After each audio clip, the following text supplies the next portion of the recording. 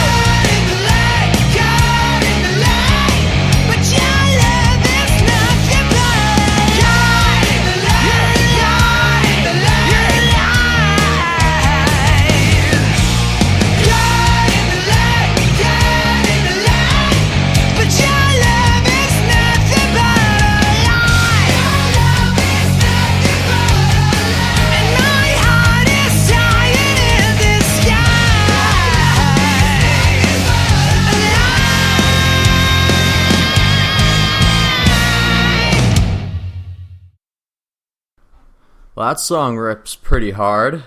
Has a lot of thrash and hair metal influence from the 80s for sure. Once again, that was the Ratchet Dolls with Caught in the Light. If you want to be or apply for our Song of the Day, you can send a description of your band and a link to your song to desert.tiger.podcast@gmail.com. Without wasting any further time, we're going to get into our interview with CWE's Danny Duggan. All right, welcome to the Desert Tiger podcast, Danny Duggan, also the owner and operator of Canadian Wrestling Elite. Please introduce yourself to the crowd. Just say hello. Hello.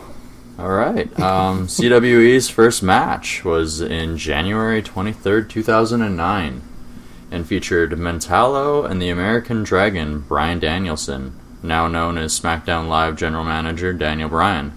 What led to that night? That was a culmination of some young, hungry guys here in the Winnipeg market looking to do something different, looking for some change in their scenery. Mm-hmm. At that point, I had been wrestling for 6 years as an independent wrestler here in Winnipeg and across North America. And during my travels, I'd seen a lot of different things being done in different places that weren't being implemented here in Winnipeg that I thought could be very useful and very impactful here. So I kind of put my money where my mouth was, so to speak, after working with some different organizations where I was either working as a booker, as they call it, writing the matches and stories for different companies, and just for other companies that I was eager to see succeed, that just weren't as eager as I was to see them succeed. So you're a little more hungry than they were. Yeah. There was a lot of places I was wrestling where I wanted to be wrestling in front of more people. I wanted bigger crowds. I wanted bigger shows, to the point where I'd be like, get me those posters. I will go and put them up. But if the promoter himself wouldn't be bothered to print off posters, there's only so much you can do for said promoter as a talent. So I was just very driven and hungry to see something succeed here in Winnipeg. And, in the wrestling world, we're geographically in the middle of nowhere in terms of the big scale world of professional wrestling. So I realized, if we wanted to make a splash here, we're going to have to think outside the box. So myself and some other guys who were very hungry at the time to get out and do something different kind of came together. We pitched the idea, we put it together, and we hit the ground, and we've been running ever since. That's awesome. So how has the company grown since that day? Well, that was January 23rd, 2009. We're coming up on, 2018 right away, so 9 years. And in that 9 years, we went from running that show, and initially, the shows following that, one show a month here in the city of Winnipeg for about a year, to us now touring 5 provinces across Canada. Our tours are now 21 events in 21 days, and they're only getting bigger as we continue to move forward. We're on television on multiple stations in Canada. We've got a really strong web presence. We've had just dozens and dozens of former WWE stars and guys who go on to be future WWE stars on our events. So we've covered a lot of ground in that 9 years, and we're really excited because it just seems to be like the tip of the iceberg. It just keeps getting bigger and bigger by the day. Yeah, it definitely does. What are the 5 provinces that you guys cover? Well, we just debuted in British Columbia on this last tour, and that was the 5th province, of course, here in Manitoba, where we're based.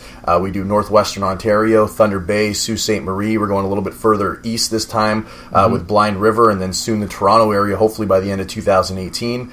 We've got a very strong presence in Saskatchewan. We operate more events there in that province than we do any other right now, oddly enough. And Alberta. Alberta's a stronghold for us as well now. We've built up a really good following in Edmonton, Calgary, and Medicine Hat. It's kind of odd that Saskatchewan would be at the top with its slower population, but it's got a lot of heart for people who work hard and like showmanship. So. Well, the cool thing about Saskatchewan, in the grand scheme of things, it's less populated than the other provinces, but there's more cities. There's more smaller cities with a lot of people in them than, say, Manitoba, which has the majority of its people in Winnipeg, and then you've got a large sum of them in Brandon, and then there's a lot of really, really small towns, whereas Saskatchewan's got a lot of decent-sized cities that have 5,000, 10,000 plus people in them, so there's more markets to draw larger crowds from, and with them being so spread out and being so far from the major Canadian markets, it's a destination place. When CWE comes to town, if you want to see wrestling, you're going to go see CWE when you're in Moosomin or in Melfort, Saskatchewan, because if you want to see wrestling, you got to go for a good drive if you want to see it anywhere else. Well, that's it, is even High Impact itself doesn't seem to do much shows outside of Saskatoon or Regina. That's right. So we like to pride ourselves on bringing the entertainment directly to the people in these small markets, and that's been the secret to our success. Well, that's interesting. The company you mentioned has a very strong online presence. I noticed that you guys still have a use for promos and kayfabe in your internet presence. Can you tell me a little bit about that?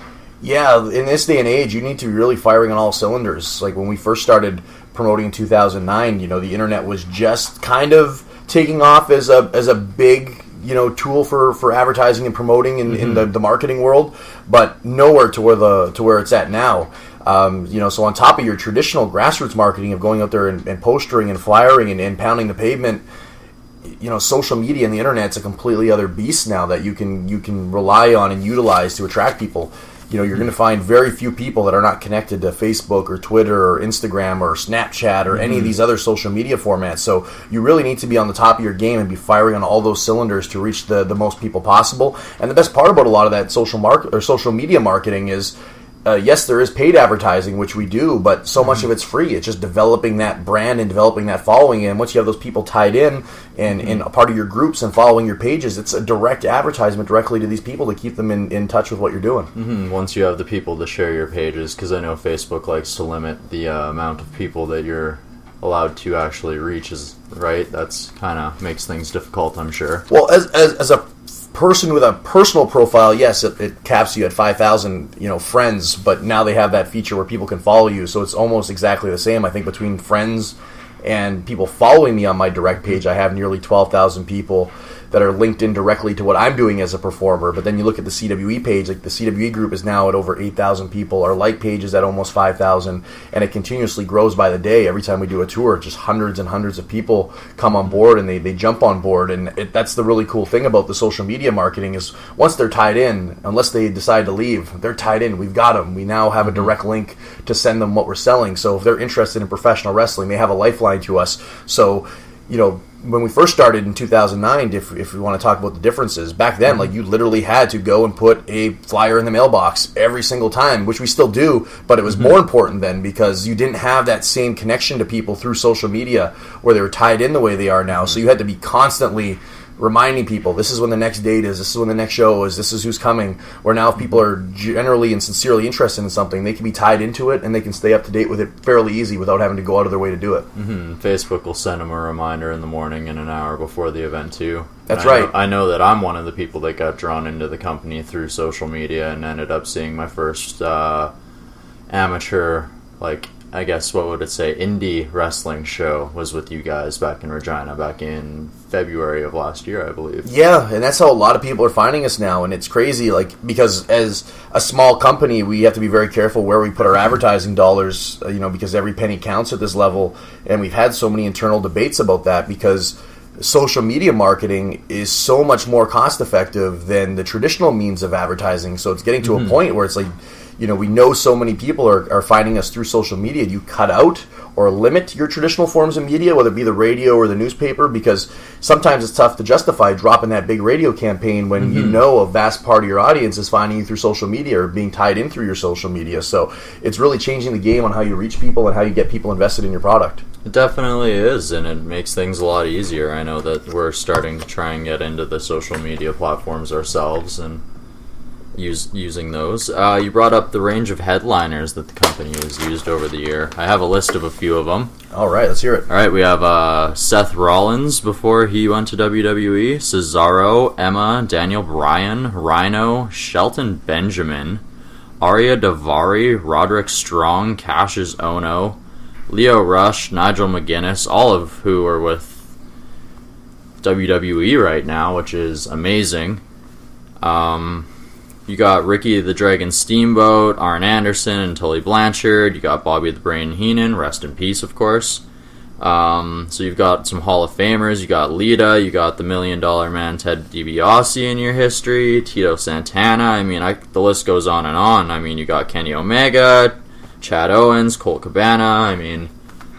What's it like to work with such a high level of talent? It's incredible, and it really has brought the company to the level it's at today. When we first started running the company, we were basing it on the top Ring of Honor stars at the time, the guys that were the hot wrestlers, the guys that were getting it done in the ring, and that's where we had Daniel Bryan and Nigel McGuinness and Seth Rollins and Austin Aries and guys like that were coming in, and we were trying to build a brand, and we had a limited budget to do it, so we weren't we weren't capable of bringing in the major stars for the major dollars just yet. So we needed to rely on guys with an underground following that could show up and deliver in the ring.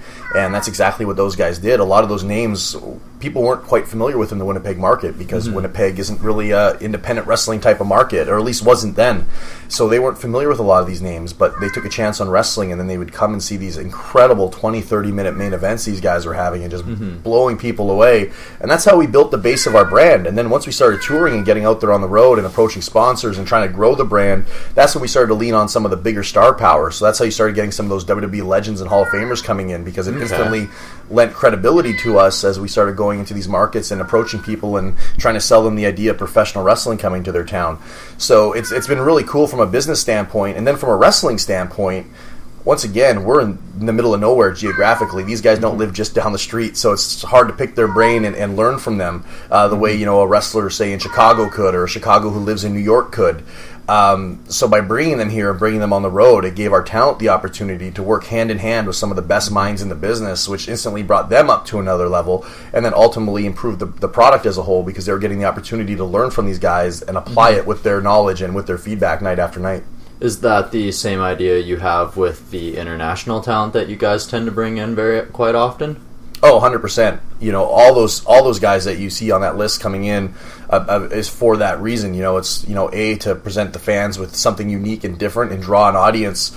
But secondly, that's a big part of our priority, is bringing in guys that are going to mold our talent and get them better, and then also make connections for our talent. It's we're bringing wrestlers in from Japan and from across North America. It's now giving wrestlers here in Canada who were otherwise kind of locked away in the closet up here the opportunity to network and connect with somebody from a different area, and then hopefully get them out and get them into a new area, which has happened for quite a few of the guys. Well, that's good. Is that sort of like how Chad Owens and Kenny Omega kind of got their starts out there then, type thing, or?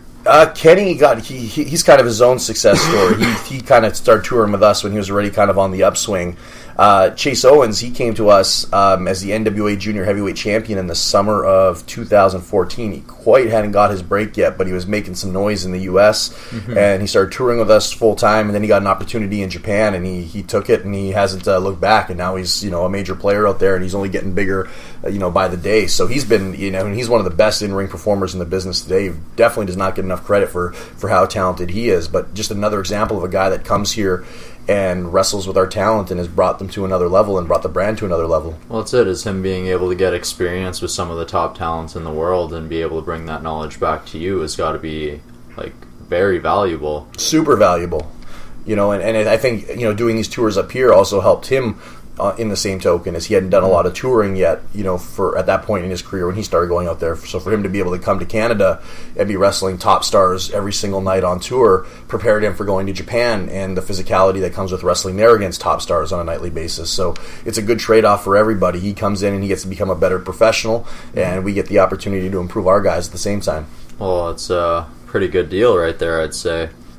You guys usually do a 50-man Royal Rumble every year. What's that like, booking it and putting it on? That's the 50-man Rumble to Remember. That's an annual event that's taken on a life of its own, and it's kind of a nostalgia event to a certain degree, but definitely mixed with today's concept in mind.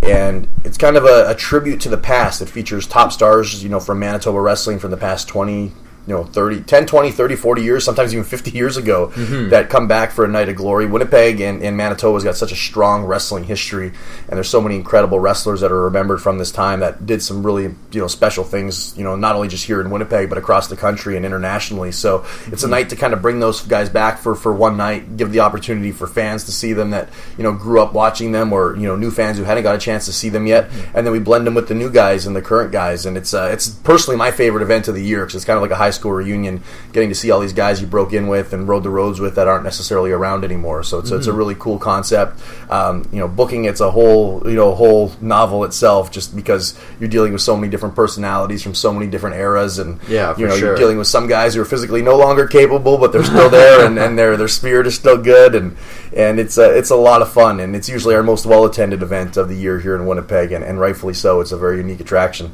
Well, it's good to hear that you can get out some of the older bodies and get them to take a couple of bumps during the evening and get them still involved in the scene for sure. Winnipeg's always sort of been a wellspring of talent for wrestling itself. You guys have had a lot of people come in or start here who have become quite big. I mean, Chris Jericho being one name, of course, but Winnipeg's always had a lot of people. Yeah, Winnipeg, has some hidden gems. Like Roddy Piper is from Saskatoon originally, but he grew up in Winnipeg and he got his start here. He trained in Winnipeg. Of course, Chris Jericho, Don Callis, who was Cyrus in ECW, Kenny Omega, who's arguably the best wrestler in the world right now, is from here in Winnipeg. I would argue that, for sure. Yeah, so there's a lot of talent, and that's the thing. Like, there's so many others that just that we didn't mention that could have been one of those guys if they just got the right opportunity or seen by the right person. Yeah, for sure. Winnipeg's always had a really good fountain of talent, and it still continues to produce great talent. So, geographically, we've always had a roadblock ahead of us just because we're so far away from a lot of the major wrestling centers. But those that have been able to get out there and break the mold have done really well for themselves. I think the recent string of wrestlers that have broken out soon will bring a new wave of Winnipeg wrestling fans and people who want to wrestle as well, I'm sure. Yeah, 100%. I would say in the last year or two, the inquiries about our wrestling school, for example, have probably multiplied by 20 from what they were 5 years ago. It's a cool, wrestling's a cool thing again. It's a hip thing again. People want to be involved in it, so people are constantly asking and inquiring about how to get involved, when for a little while it was kind of on the downswing and a little hush-hush, but people are excited about wrestling again, and you can tell that people are generally enthusiastic about wrestling again. Well, it's around 2006, everybody sort of started to take a turn away from wrestling when the head injuries thing came up, but now that everybody's starting to take preventative measures against drugs and a lot of headshots, it seems that people are starting to come back a lot more. I wouldn't even finger point that as the reason people turned away from wrestling. I think it just became something that wasn't intriguing to the general public anymore. It became stale. Wrestling went in a direction that didn't necessarily compel the general audience. And I think once again, it kind of goes back to the change of social media and technology. Wrestling is more accessible than it's ever been before. So if you don't like a certain brand of wrestling, there's so much more directly at your fingertips. So if you don't like WWE or you don't like TNA or you don't like Ring of Honor or whatever it is that you have access to, you can very easily hop online and find a million other products that might tickle your fancy, so to speak, and intrigue you. So now you've got wrestling fans, generally speaking, if you're a Central Canadian wrestling fan, you knew of what was on television, and that's it. And now you can find wrestling fans in the smallest pockets of the prairies that are familiar with New Japan Pro Wrestling and Ring of Honor and Pro Wrestling Guerrilla and all these taboo cult indies that before were completely unheard of unless you were a part of a very niche audience. So the internet and social media has really opened it up where wrestling fans can find the wrestling they enjoy. They're not having to be forced to enjoy the one form of wrestling that's being presented to them on a weekly basis. Well, very true, and it's a lot of these promoters have either their own websites and streaming services or YouTube pages to help get things out, which is a lot easier than the tape trading days back in the past. Yeah, and it's so much more accessible now. Like, you can go on your social media feed and people are posting and sharing the must-see clips of the week all the time. So you can stay up to date with what's going on without having to invest hours into a weekly television program anymore. So if something gets hot and it goes viral, it's likely going to end up your way, and you can check it out and stay up to date with what's going on. So it's there's more wrestling than there has ever been before that's accessible, and it's a detriment and a good thing. But overall, if you have any level of wrestling fan in you, it's accessible and you can find what you want. And I think that's ultimately a good thing for the business. I think so as well.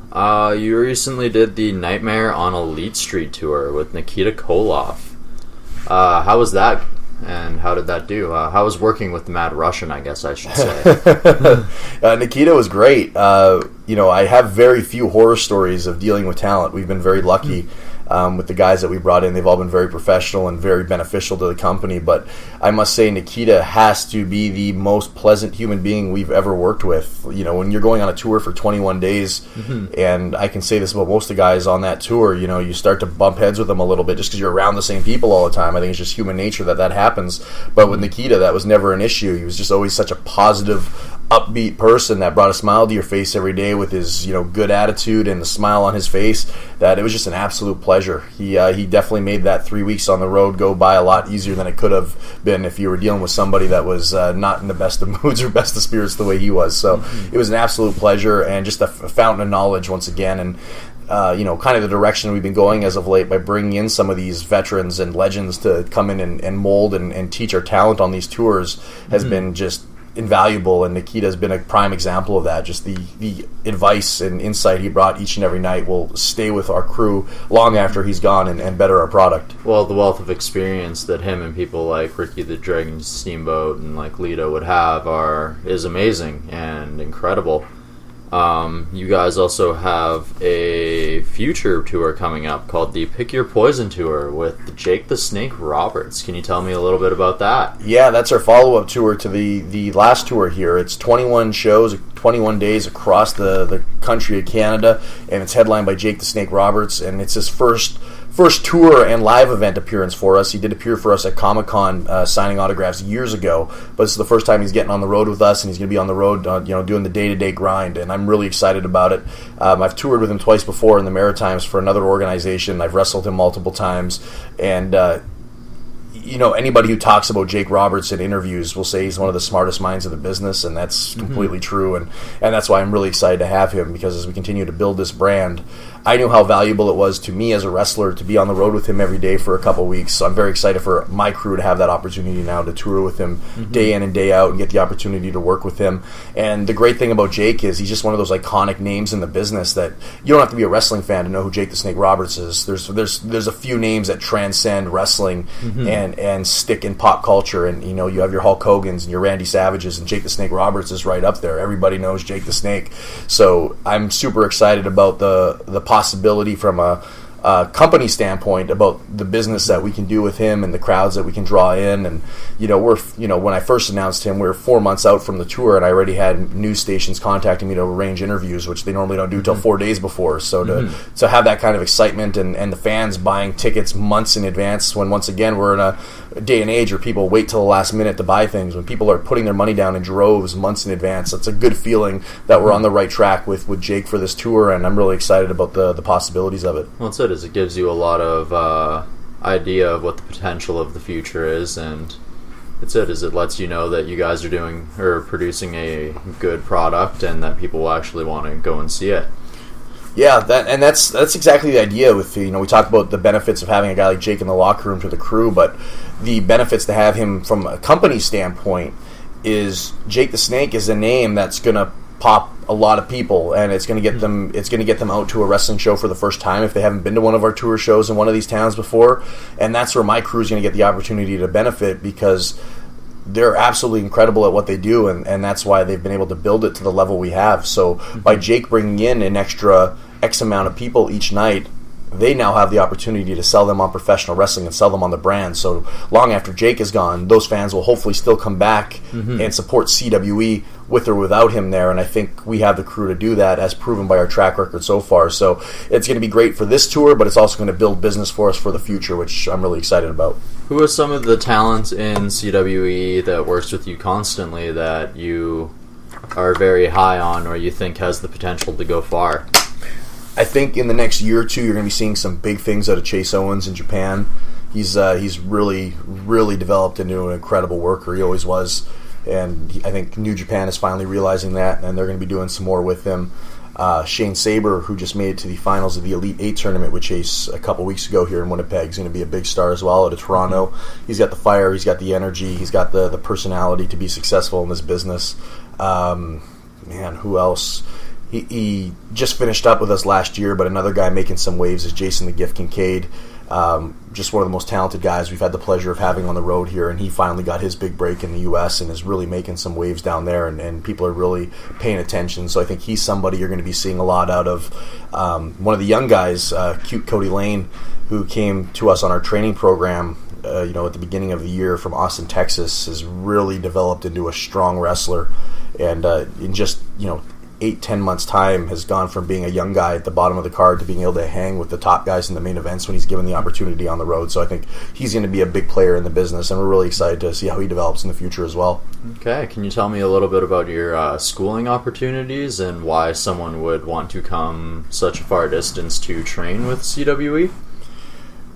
Well, we're the only company in North America right now that tours the way we do and runs as many events as we do. So if you're looking for on-the-job experience, CWE is the way to go in terms of getting out there and applying your trade. First and foremost, and this isn't to undersell my school, but I always try to encourage guys, if they are willing to travel to go to a wrestling school, go see your Lance Storm, go see your Dudley boys, go see the guys that have been to the dance and can immediately get your foot in the door if you have the ability to do so. Mm-hmm. Because as much as talent is important in this business, knowing the right people is even more important.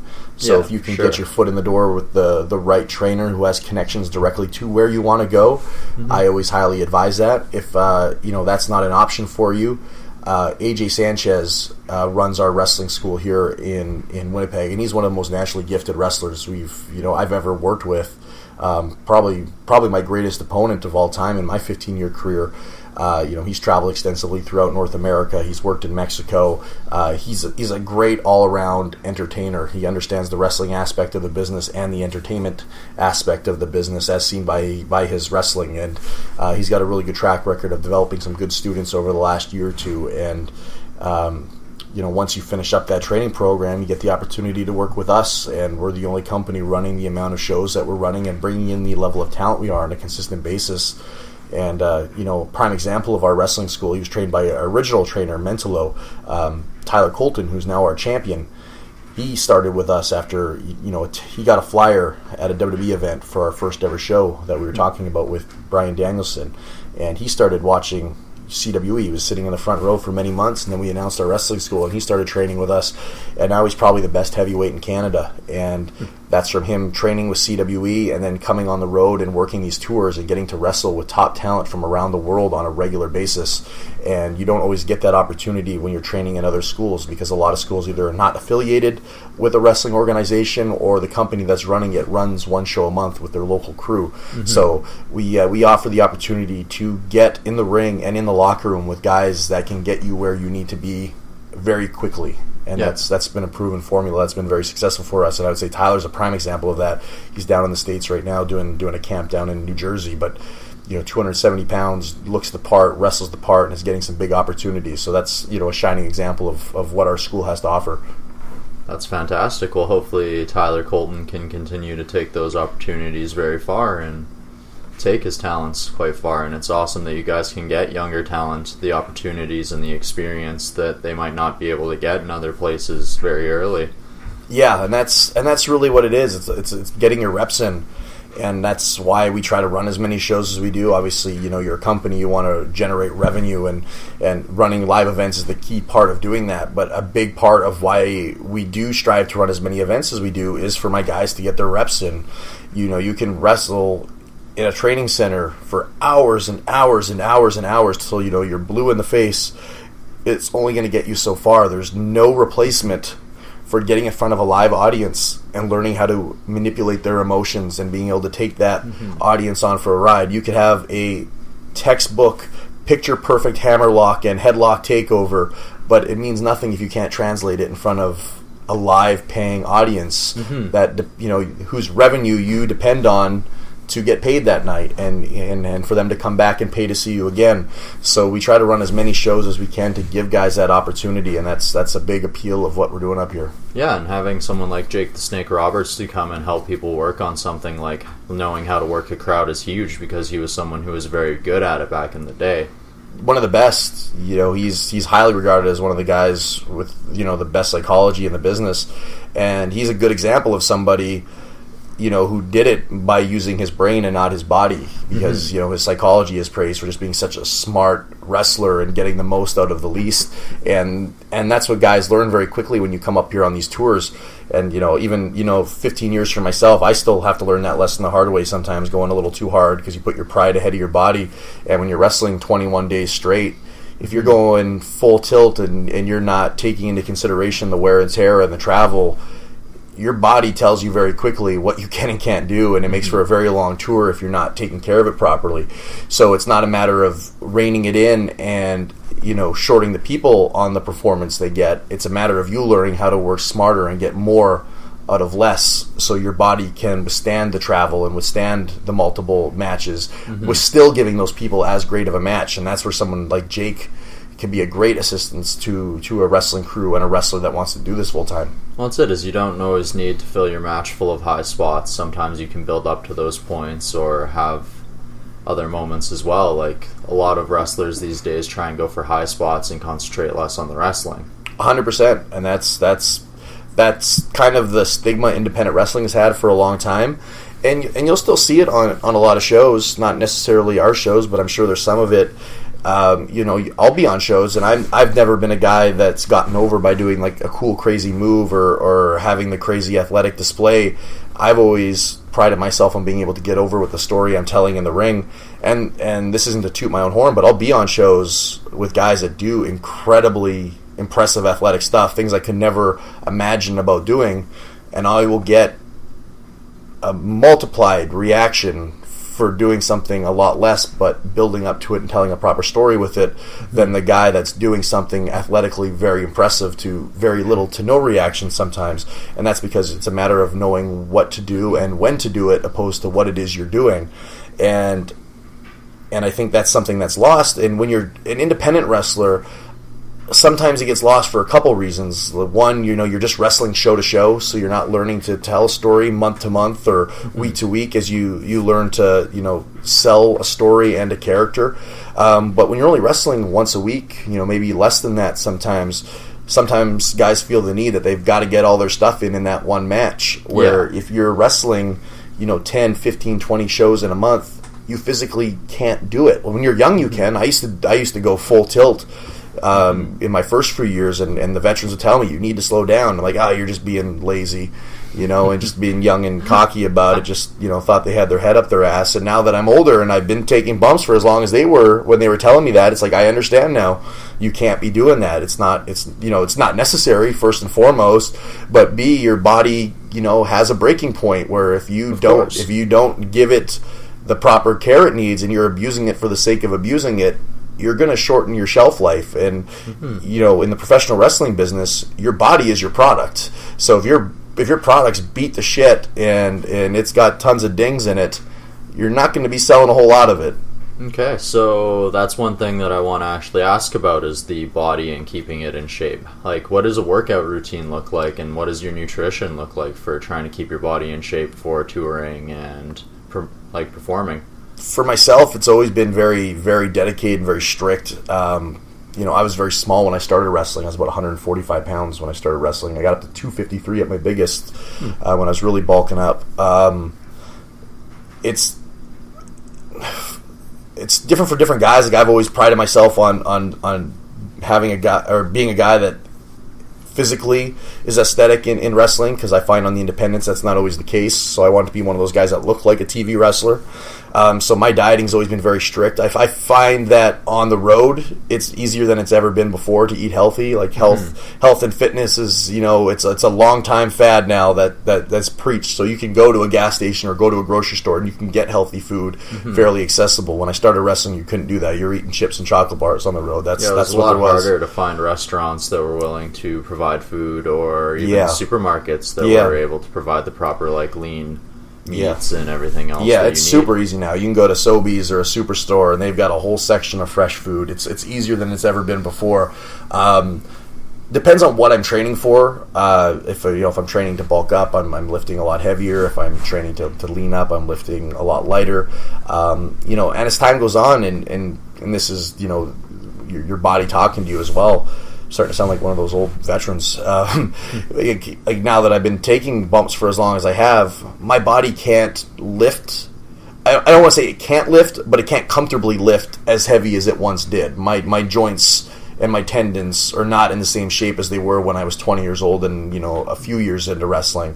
So I still can lift heavy when I need to, but I don't need to lift as heavy as I once did to get the same result. You learn to work around certain things. You learn a little bit smarter as well, too, over time. That's right. And, now that I've built up a good base, I can use that base to fluctuate up and down where I need to, depending on if I need to put on size or if I need to drop down a little bit.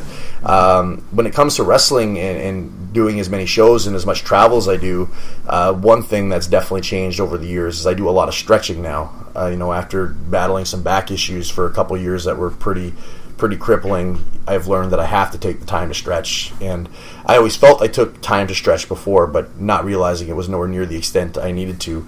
When you're putting that much damage on your body, and the travel, which is way worse than the wrestling, is getting beat up and then cramming in the car and driving for up hours. In a vehicle for so long, getting tight and and then if you just get out of that vehicle and hop in a ring and wrestle, that's where you start getting hurt. Well, that's when you're going to pull something for sure. That's right. So, with time and experience, I've learned that you have to take that time to stretch every day. Like, whether you're wrestling or not, find the time and just take a half hour and stretch. Your body will thank you for it. Mm-hmm. So I try to stretch before every match whenever possible, for, you're not changing in a broom closet or something luxurious like that independent wrestling sometimes offers, but try to stretch after the matches, before before I work out. Now I need to schedule myself a good 20-30 minutes to stretch before I touch weights. Like, that's, if I don't do that, I'm paying the price for it later. So there's certain things that you learn to adjust with over time, but I think that's just a part of getting older as well. It's not necessarily just wrestling. I think that's just it is. You have to try and think about your career and extending it, right? That's exactly it. All right, Danny, it sounds like CWE has turned into quite the brand since your inception back in 2009. I have a couple other questions to ask you, like what inspired you to be a wrestler, where you got your training from, and what some of your favorite matches in wrestling history are. But before we get to that, we have to get to our Desert Tiger Podcast Book of the Week, which we do here every Thursday on the Desert Tiger Podcast. If you wish to refer a book for our Book of the Week, you can do so by emailing us here at desert.tiger.podcast@gmail.com. Today's Book of the Week is No is a Four-Letter Word, How I Failed Spelling But Succeeded in Life, by author, podcaster, and wrestler Chris Jericho. No is a Four-Letter Word is Chris Jericho's fourth book, and sees him take the switch from a classic autobiography to more of a self-help manual based on his past experiences and things he's learned through other people in 20 principles. This book won't wow Chris's wrestling fans with stories of his wrestling like his previous 3 other books did, and it isn't meant to. It's a good look at how one man succeeded through lessons he learned during and after he had his initial success, which is good because it shows the reader there is always room to grow and something to learn. As with his previous works, I've truly enjoyed this read and many of the lessons it tries to teach its readers, like the Gene Simmons principle of always look like a rock star, the David Bowie principle of always rewrite yourself, and the Keith Richards principle of always find a way to make it work. If you're looking for an inspirational read, this is something you should definitely consider, and if you're into wrestling and also need motivation, it is definitely a must-read. Thank you for listening to our book review of the week, and without further ado, we get back to our interview with Danny Duggan of CWE. What inspired you to be a wrestler? Wrestling's all I can ever remember. You can look on my shelves there. I've got thousands. Yeah, you've got a massive collection. I'm actually jealous as a kid can be right now. I am green with envy. And this is just a small fraction. These other boxes are full of stuff too. From as far my first memories as a human being on this planet are wrestling. My the earliest memory I can remember is Hulk Hogan and Sergeant Slaughter, and I think that was like 91 maybe. And since then, it's just been an obsession. My parents said when wrestling came on TV when I was a toddler, I was right in front of that TV, and it never changed. It was always something I wanted to do. As a kid, I was the one, at 6, 7 years old, getting all the neighborhood kids together and having wrestling matches in the park and stuff like that. It's always just been an obsession. And I was very lucky to be able to get involved with wrestling at a local level when I was 12 years old, as silly as that sounds. Mm-hmm. I saw an ad on television for a local wrestling school, and I called trying to be a wrestler at 12 years old, and they told me I couldn't do that, but I'd come down and help out in other avenues. So I kind of got my foot in the door really early and got to help out with different avenues of the business. And then as I got older, I obviously got to do more things and train and become a wrestler myself. So it's always just been wrestling. There was never any doubt in my mind of anything else I wanted to do. There was never like, hey, I might be a firefighter, or acting would be really cool, or it's just always been dead set wrestling. Dead set wrestling. Like I even when I was battling some back issues over the last little bit, and I was like, man, if I have to stop wrestling, like what am I gonna do? Like I couldn't come up with an answer for myself. It was a pretty challenging time, because I was like, I don't see myself doing anything else, especially at this point in my life. I'm sure as you get older and you have to legitimately sit down and ask yourself that question, you'll find something. But to be young and in your prime and to think of doing anything else, I couldn't imagine it. Like, there's no replacement for going out in front of an audience and doing what we do, and that's why you hear some wrestlers say that wrestling is the most addictive drug of them all, because it really is. Like, well, it's like pain itself. Some people can get addicted to it. It's the rush of it all. Yeah. It's really a cool feeling that I don't think you could ever put into words, like, especially when you love what we do and you have that ability to go in front of an audience and be able to manipulate their emotions and bring them on that ride, and to get the desired reaction that you're aiming to get on any given night, depending on what story it is you're trying to tell, or even just knowing the impact it has on people. Like, to be doing it as long as I have now, and to be able to visit all the places and to have, even just at this level, the amount of people that reach out to you and say that you're their favorite wrestler, or that match was something they really remembered, or their kids really loved it and they've got your poster up on their wall. It's a really cool feeling, and it's a cool thing. Like, especially when you grew up as that kid that felt that way about wrestling and all that kind of stuff. So to be able to share that with other people is so cool. And I think sometimes we take that for granted and we don't really put it in that perspective. But that's the way I always kind of look at it. When times get tough with wrestling and you hear wrestlers kind of bitching and moaning about different things, I'm like, we have the coolest job in the world.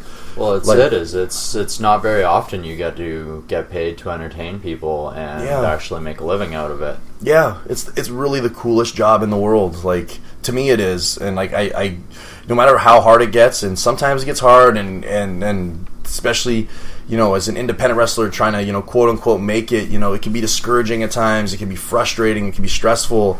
But when you really put it in perspective, it's the coolest job in the world. Like, we get to travel the world. Like, 99% of the population works hard 50 weeks of the year so they can vacation for 2 of them.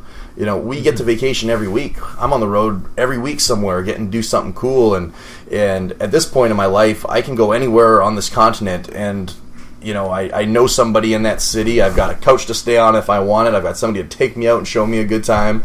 I can literally walk anywhere in North America and be hooked up with people I know and go out and explore that city, through the connections I've made through wrestling. And it's a really cool thing. And then even, when you get to go out there and do the shows, it's something you can't replace. Okay. Well, let's take it back 15 years ago then, and take it back to when you were training. Where did you get trained, and by who? Well, that's a little bit of a two-parted question. When I originally first started training, I was training loosey-goosey with some local wrestlers before some shows for a company called River City Wrestling. Mm-hmm. That's the company I called when I was 12 years old. Okay. I was, watching a WCW rerun on a Saturday afternoon, and they had bought advertising for their wrestling school. So I called the promoter and I told him that I wanted to be a wrestler, and he told me, well, you're too young, but you can come down and sell programs. And I ended up, carrying the ring jackets to the back and ringing the bell and anything and everything they needed. And, as I got a little bit older, I started training before the shows. I started refereeing when I was 14, but before the shows, I would come down, and it was, at the time it was pretty common that wrestlers would come down early and they'd train before the shows and they'd work out.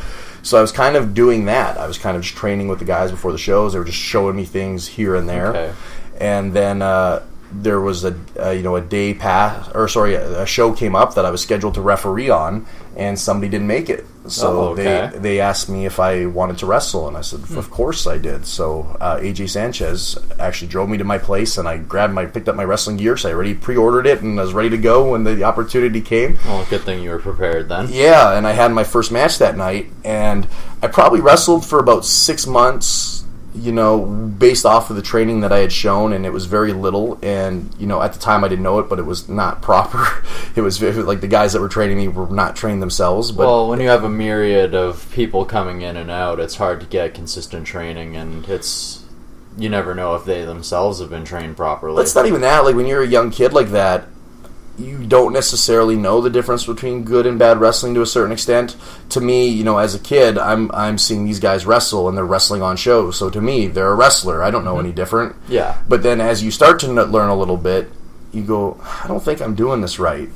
And it wasn't until a few months in where I'm going, there's something not right about this. Like, I'm not. This isn't the wrestling I watched. Like, I'm not doing. I didn't know exactly what, but I knew I wasn't being taught properly. So I sought out. The company I was working for, River City Wrestling, they stopped running all ages shows at the time, and I was under 18, so I couldn't go with them to wrestle in the bars. So I needed a new place to wrestle, and there was a company here called the Canadian Wrestling Federation, and they were headed up by a guy named Tomahawk Gene Swan, who'd been wrestling a long time, very good wrestler, second-generation wrestler. And the promoter, Ernie Todd, said, we'll take you on, but you're going to need to complete your training with our school. And I was like, absolutely, I'd love to. I wanted to be in the ring at all times.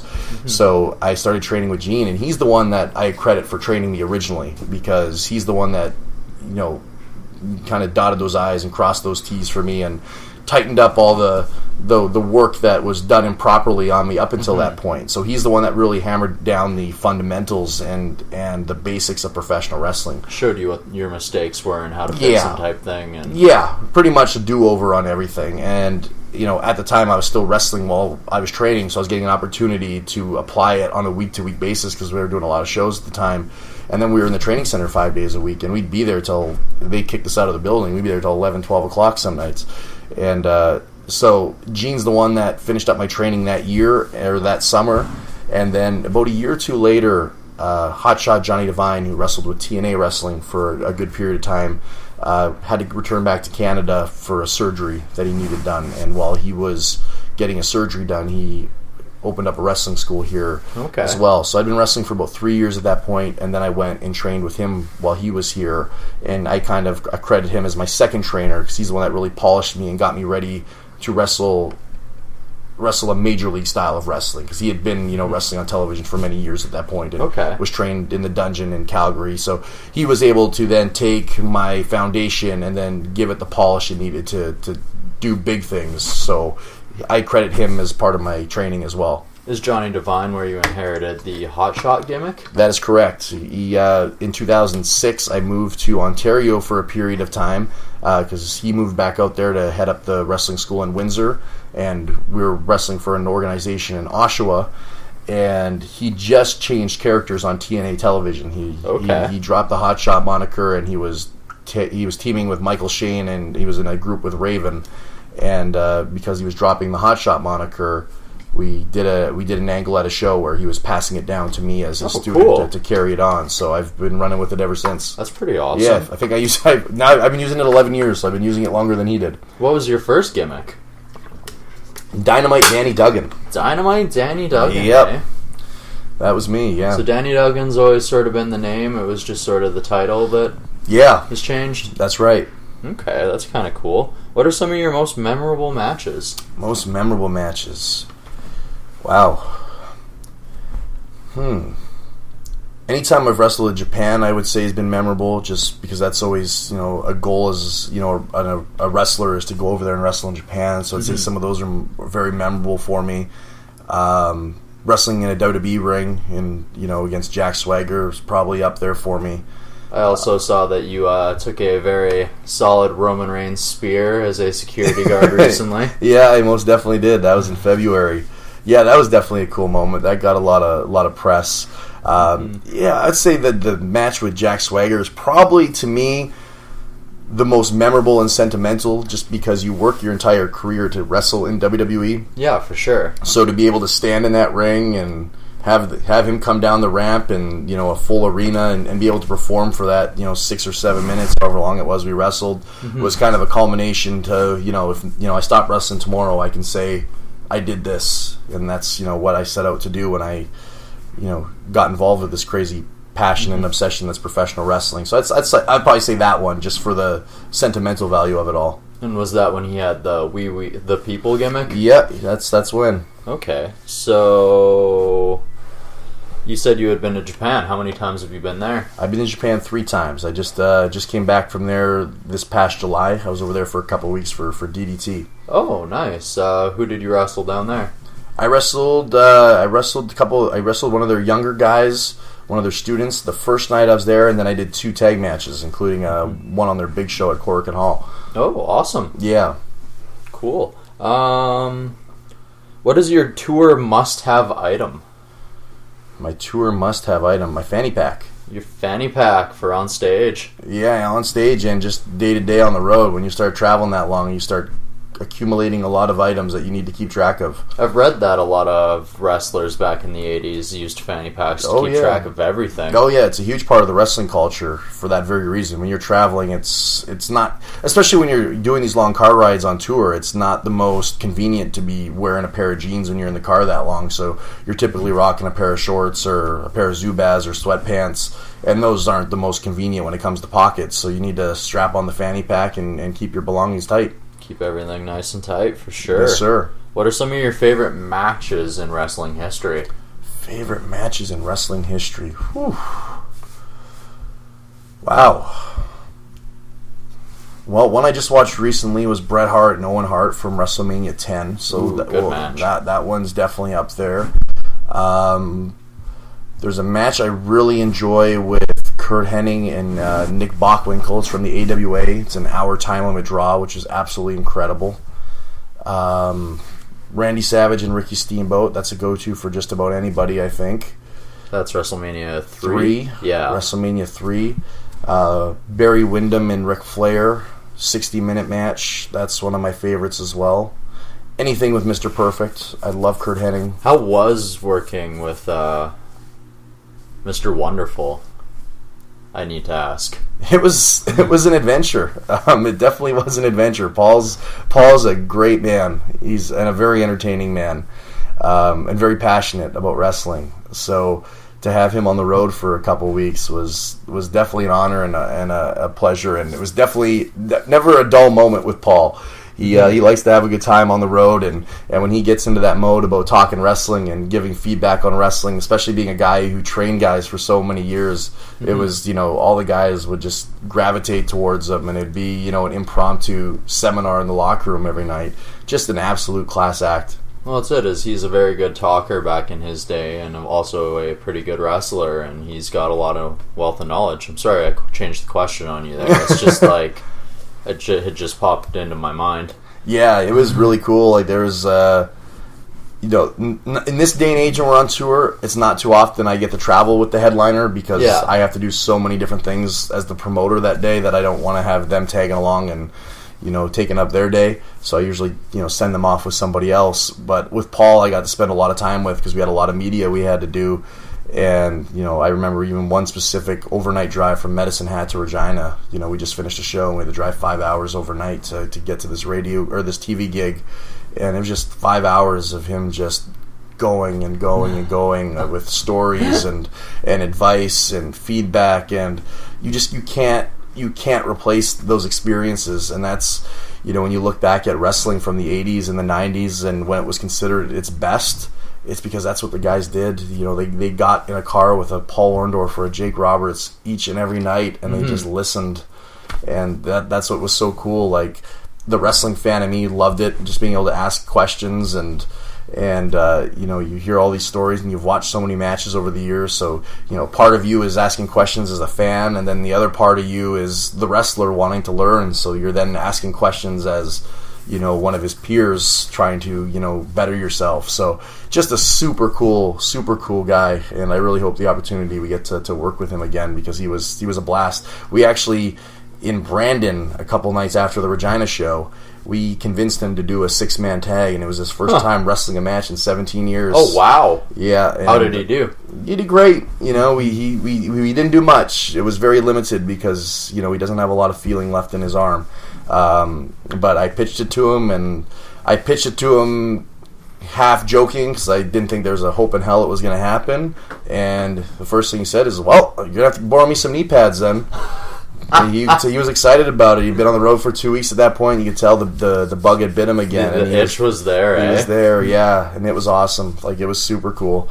So I'm assuming that will likely be the last match he will ever have. So it'll be really cool to say that we got to be a part of that. Yeah, no doubt, for sure. That's awesome to be able to say that you had one of Mr. Wonderful's last matches. Yeah. What are your other interests outside of wrestling? I don't know if I have many interests outside of wrestling. My cats, as you can tell, I run a zoo here at my house. I love my animals. Oh, very nice cats for sure. Shout out to the cats. Shout out to the cats, who I'm sure you can hear it on the podcast here at some point or another. For me, I'm a real simple guy. I like my wrestling. I like the gym, and I like spending time at home now. That's my thing. When I was a young guy in the business, especially getting in the business so young, I was all about the party and going out and having a good time. And I was usually the one wrangling everybody up to get in some trouble. And now that I've done that, for many years, or did do that for many years, I'm pretty simple. Now you're the seasoned vet telling all the young guys, you gotta slow down, or else you're gonna feel it later. Yeah, slow down, or you're gonna look like me getting out of the car in the morning. Yeah, so for me, it's I enjoy relaxation time now. That's my interest, when I can just sit at home and relax and do nothing, which isn't often. Mm-hmm. But there's no greater feeling to me as when I get off the road and I just lay in bed and I know I don't have to get up the next morning. That's to me, it's definitely a good feeling for sure. Yeah, it most definitely is. All right, what can you tell me about Hot Shots Retro Rewind and wrestling collectibles? Well, as we mentioned earlier, my house is bursting at the seams with wrestling stuff because I've got 3 decades worth of wrestling merchandise that I've collected as a fan myself. Even some doubles I can see. Oh yeah, just anything and everything. And you just came to a point with running the wrestling shows. I always have an assortment of merchandise available, and it just started to grow and grow, where I just started adding more things, and people are asking for certain items, and the next thing I know, I'm pretty much running a full tilt flea market at wrestling shows with my merchandise. So we just kind of expanded it a little bit and started putting some of the merchandise and inventory online, and then that spiraled with people wanting more stuff and different stuff. And just with the connections I have through the business and all the places I travel, I always have access to just different stuff and unique stuff that's not always available at your general wrestling show or wrestling store. So I started to kind of run with it a little bit.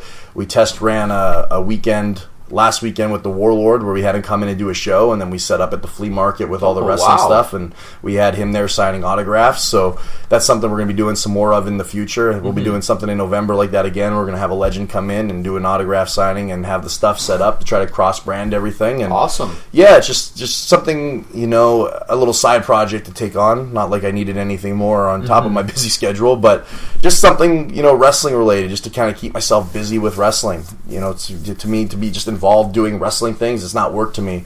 If I was doing this exact same thing, but it was comic books, I would hate it. But because it's wrestling, it's not work to me. It's fun. I love sharing the passion. I love sharing my passion and enthusiasm for wrestling with people. So if that's sitting through and posting, a list of DVDs and getting people, some wrestling they've been looking for, been wanting to watch, that makes me happy. That makes me happier than the money I'm making selling it to them, that there's somebody out there enjoying that wrestling, and it's alive and well, and people are still enjoying the art and the entertainment that is what we do. That's good. You're kind of still keeping the old tape trading collection series feeling alive, which is good. Yeah, so, people still need that. There's some VHS down there. I gave a box to one of my trainees, or one of CWE's trainees, of just dub tapes from the tape trading days, like just second and third generation tapes that had just been culminating in a box that I could probably sell, but decided not to, just because they are second and third gen. And I was like, you can take these and enjoy them, because there's some really good stuff in there that nobody's probably ever going to see again. So it's nice to see that people are still enjoying it and watching wrestling, because there's just so much out there, and it's such good stuff. Awesome. I might have to ask you what's for sale before I take off here today.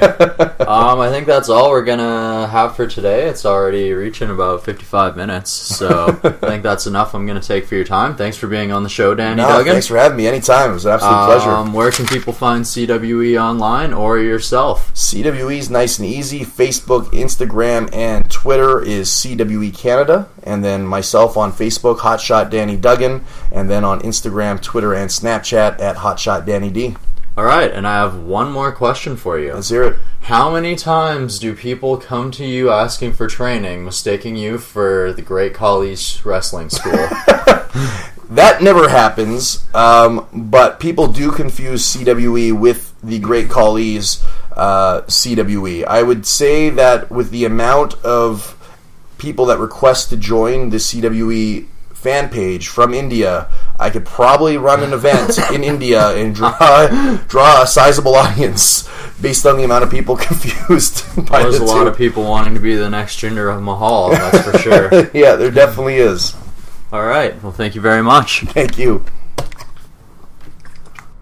All right. Big shout out and thank you to Danny Duggan of Canadian Wrestling Elite for joining us for what was episode 1 of the Desert Tiger podcast. We hope you enjoyed what you heard today, and we thank you for listening. If you liked what you heard, you can subscribe, rate, and review us on iTunes, Google Play, and the Stitcher app. The Desert Tiger podcast releases every Thursday, and some special episodes releasing on Tuesday. Our next episode is going to be a bonus Tuesday episode where we talk to Philadelphia, Pennsylvania hardcore band Jesus Piece. This has been your host, Colton Geschwantner, and now I'm signing off. Have a great week, and whoop, whoop!